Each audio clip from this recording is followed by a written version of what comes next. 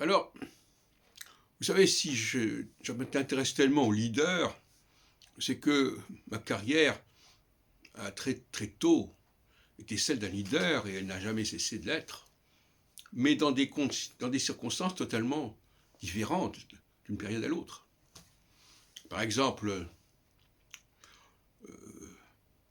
il y a eu ma période astrologique, où effectivement, j'ai été essentiellement un leader du milieu astrologique depuis, disons, 73, où je suis devenu vice-président du CIA, jusqu'au milieu des années 90. Et là, je n'étais pas un astrologue comme les autres, parce que ce qui me paraît important, c'est d'être quelqu'un qui arrive dans un milieu dont il ne fait pas partie, et qui va justement, parce qu'il lui est étranger quelque part, par une façon ou une autre, va lui permettre de progresser et de dépasser un certain nombre de blocages. Et puis ensuite, je me suis intéressé beaucoup à Nostradamus.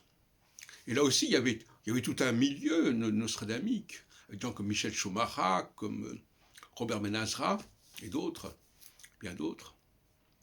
Et là aussi, je suis arrivé à m'imposer et à imposer mes thèses, notamment en soutenant différents doctorats.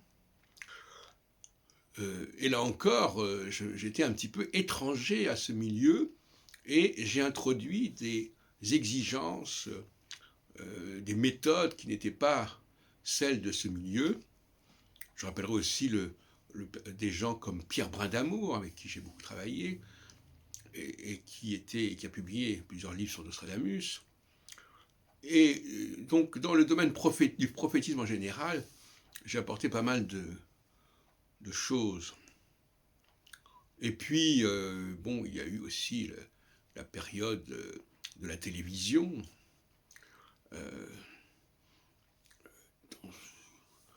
bon, là aussi, il n'y avait pas grand-chose qui existait, d'ailleurs, à ce niveau-là. Et j'ai pas mal apporté d'éléments intéressants, des archives, des colloques, des interviews. Et en plus, alors ça qui est intéressant aussi, c'est que cette télévision a concerné un autre milieu que je ne connaissais pas, que le milieu des voyants et des médiums. Et là aussi, elle est devenue en quelque sorte la télévision des voyants et des médiums. Et c'était aussi une expérience tout à fait nouvelle. Et puis alors, il y a eu d'autres choses encore. Par exemple, le judaïsme, par exemple, je ne fréquentais pas du tout la synagogue. Et au bout d'un certain temps, j'ai commencé à suivre un certain nombre de groupes religieux, de sectes, mais aussi de sectes d'ailleurs plus ou moins chrétiennes et plus ou moins hostiles au judaïsme, pas hostiles, mais enfin disons, qui voulaient le marginaliser. Et d'un autre côté, je fréquentais pendant pas mal d'années les milieux du judaïsme libéral. Et là encore, je crois que, avec la notion par exemple que j'ai introduite récemment de deuxième et troisième création, je crois que j'ai pas mal renouvelé tout le discours dans le domaine du judéo-christianisme. Voilà, donc, voyez-vous, un leader, c'est quelqu'un qui arrive à trouver successivement un certain nombre de milieux. Et puis j'oublierai, il ne faut pas que j'oublie, le Café Philo-McDo, depuis 3-4 ans.